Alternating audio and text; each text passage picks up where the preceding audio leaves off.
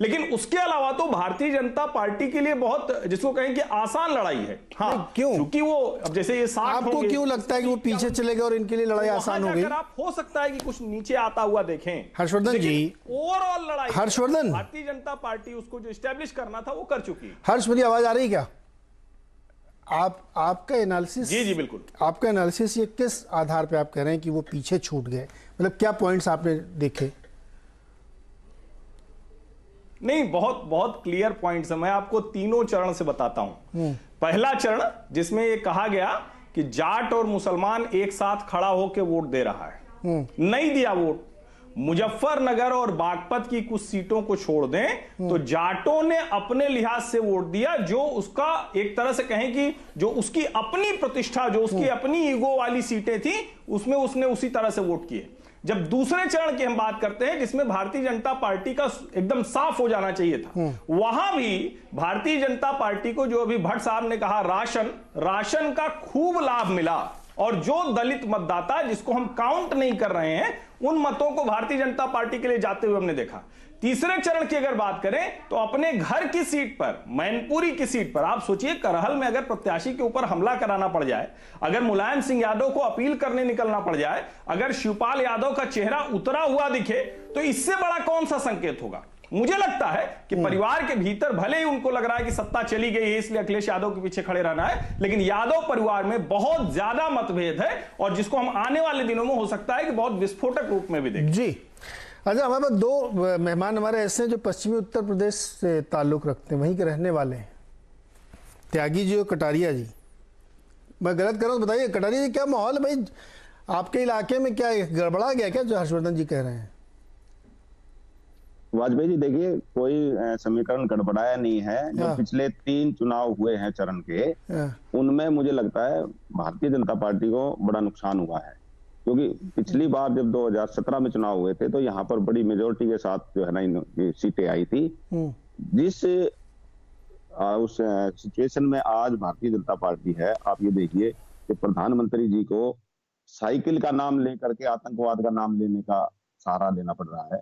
ये बड़ी अविश्वसनीय बात है कि प्रधानमंत्री जी को ये पता है कि अखिलेश जो है वो आतंकवादियों से मिला हुआ है, तो हमारी आईबी है, रो है, एनआईए है, क्या ये जांच नहीं कर सकती? अभी आशुतोष जी ने कहा, बिल्कुल सही कहा, मैं उस बात से सहमत हूं कि अगर इस तरह से आतंकवाद से मिले हुए लोग चुनाव लड़ेंगे और मुख्यमंत्री पद के उम्मीदवार होंगे, तो क्या हमारे प्रजातंत्र को खतरा नहीं है? प्रधानमंत्री जी को ये बात कही है प्रधानमंत्री जी ने, तो इस पर जरूर उन्होंने जांच करानी चाहिए थी, क्योंकि प्रधानमंत्री जी सर्वोच्च पद पर हमारे बैठे हुए प्रधानमंत्री हैं, उनको जांच करानी चाहिए थी और अखिलेश के खिलाफ जो है कानूनी कार्रवाई करवानी चाहिए थी।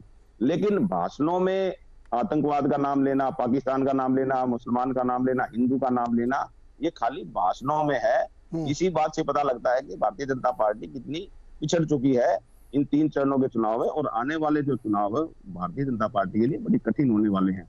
और अभी त्रिपाठी जी ने कहा कि जाटों ने वोट नहीं दिया, ये कैसे अंदाजा लगाओगे आप कि जाटों ने वोट नहीं दिया? और 2017 में दिया था, 2017 में जाटों ने वोट दिया था भारतीय जनता पार्टी को, लेकिन इस बार उनकी नाराजगी थी और उन्होंने अपनी नाराजगी वोट के तौर पे जाहिर की है, खिलाफ दे करके भारतीय जनता पार्टी के।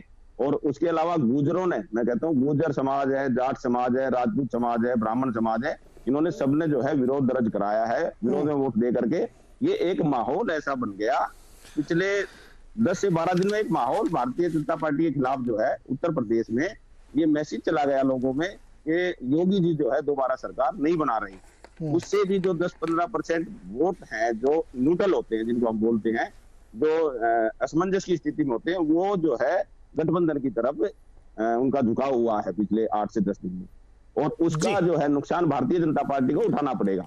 ये नहीं है। और धरातल पे अगर आप देखोगे तो महंगाई है, और सबसे बड़ा मुद्दा जो पशुओं का, आवारा पशुओं का था, मैंने आपसे पहले भी जो पहला चरण हुआ था तब मैंने कहा था कि पशुओं का मुद्दा जो है बहुत बड़ा होगा। उस वक्त ये मुद्दा जो है ना था, लेकिन हाईलाइट नहीं था। आज देखिए आवारा पशुओं के लिए प्रधानमंत्री जी को बयान देना पड़ा कि भाई हम उस पर जो है गोबर गैस बनाने के प्लांट लगाएंगे, उसके लिए हम 5,000 या 10,000 करोड़ की योजनाएं लेकर के आएंगे। क्या 5 साल में ये योजनाएं नहीं लाई? और आप देखिए जितनी भी यूपी में गौशालाएं बनी हैं, उनके नाम पर लोगों ने पैसे, जो गो रक्षक अपने नाम आपको कहते थे, उन्होंने पैसे खाए हैं। गऊओं को तो छोड़ दिया आवारा, और गौशालाओं के नाम पर सरकार से पैसे लेकर के उसमें धांधली की, उसमें पैसे खाए, और उस पर जो है